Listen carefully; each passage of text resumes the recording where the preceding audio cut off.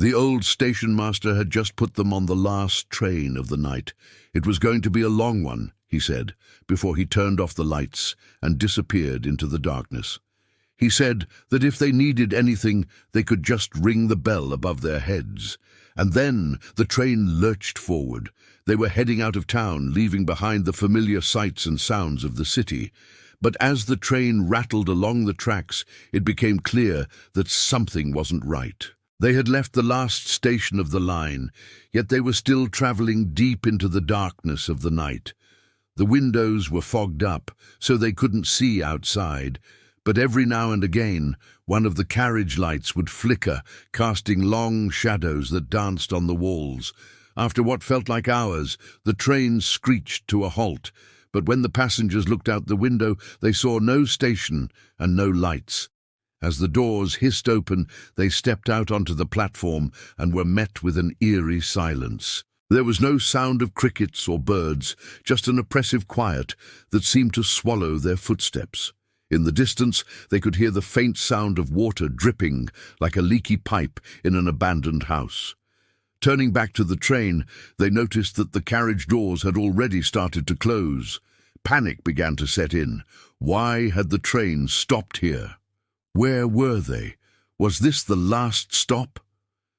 One of the passengers pressed the bell, but it was silent. No one came. Suddenly a voice echoed through the station, distorted and inhuman.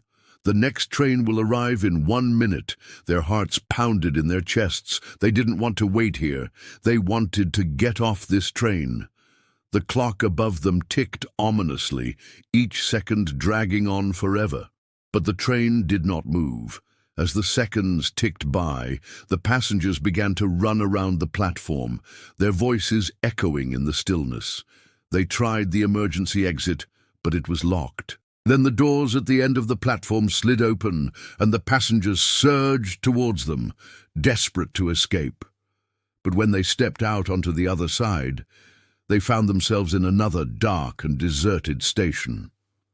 The only light came from a single flickering lamp that cast long, dancing shadows on the walls. The passengers called out into the darkness, but there was no reply. They were utterly alone. They retraced their steps back to the train, their fear growing with every step. When they got back to the platform, the doors were sealed shut. Trapped, they could only watch as the carriage began to disappear into the tunnel. One of the passengers screamed in terror as the train vanished from sight. They were trapped in this desolate place with no way out. Suddenly, the clock above them began to tick faster. The passengers looked at each other in terror as they heard the approaching sound of a train. It was coming back. The doors slid open, and the passengers stumbled inside, slamming the doors shut behind them. They huddled together in the corner, their faces pale in the flickering light, waiting for whatever horror was coming next. When the train arrived, they dared not look out the window. The doors hissed open, and a tall, gaunt figure stepped onto the platform. His face was pale and drawn, his eyes hollow and vacant. The passengers watched in horror as he walked towards them, his footsteps echoing in the empty station. He reached out a hand, his fingers long and bony, and beckoned for them to come with him. But when they hesitated, he let out a low growl and lunged towards them. The passengers screamed and ran, but it was too late. He was fast, impossibly fast. He grabbed one of the passengers by the ankle and dragged her down the platform. She screamed for help as he pulled her towards the darkness. The other passengers huddled together, paralyzed with fear. They wanted to help, but they couldn't move. Then, just as suddenly as he had appeared, the man vanished into the darkness, taking his victim with him. The passengers were left alone again, their screams echoing in the vast emptiness. They were trapped on this train with a terrifying creature that hunted its victims in the dark. With trembling hands, they tried the doors, but they were locked. They were trapped. Then they heard it again, the sound of footsteps echoing in the station.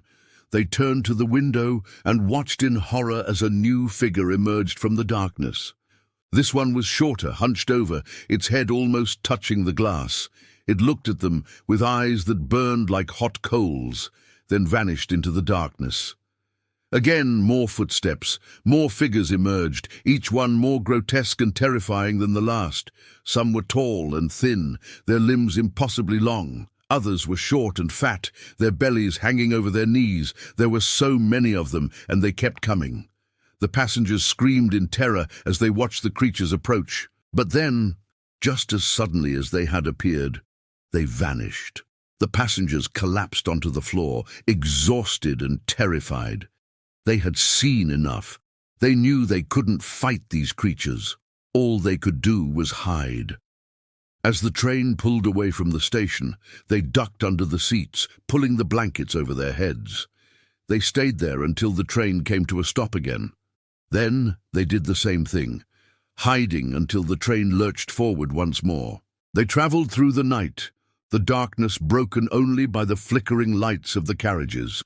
Every time the train stopped, they heard the sound of footsteps, the echo of voices. But they never ventured out of the carriage. They were too afraid.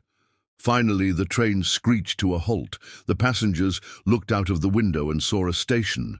This one was different from the others. There was a crowd of people waiting on the platform, and the clock above them read 12:01 a.m.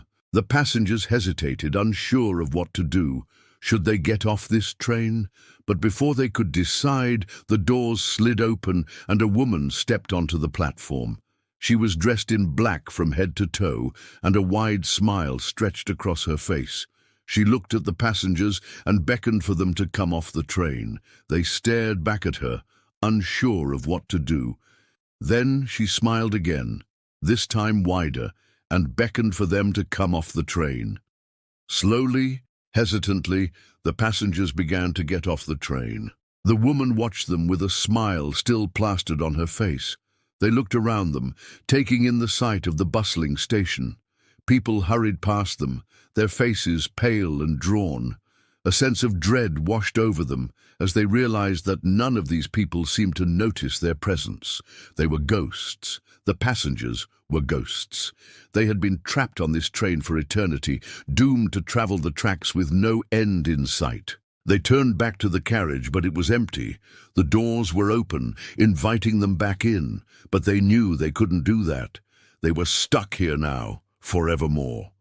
With a scream that echoed through the station, they ran for the exits, desperate to escape. But as they fled, they could hear the sound of the train starting up again. The woman in black stood on the platform watching them go, her smile never fading. They burst out of the station and into the street, the sound of the train's whistle echoing behind them. They looked back, but all they saw was the clock tower, its hands frozen at 12:01 a.m., and as they turned away, they could have sworn they heard the sound of laughter carried on the wind. The passengers ran through the town, desperate to find somewhere to hide. But everywhere they went, they were met with the same thing, deserted streets and buildings. They were trapped in a world that had been abandoned, a world that was slowly being consumed by darkness. They searched for an escape, for a way to break the curse of this train, but they found nothing. And as the sun began to set, they knew they were doomed. They were doomed to wander this world forever, forevermore.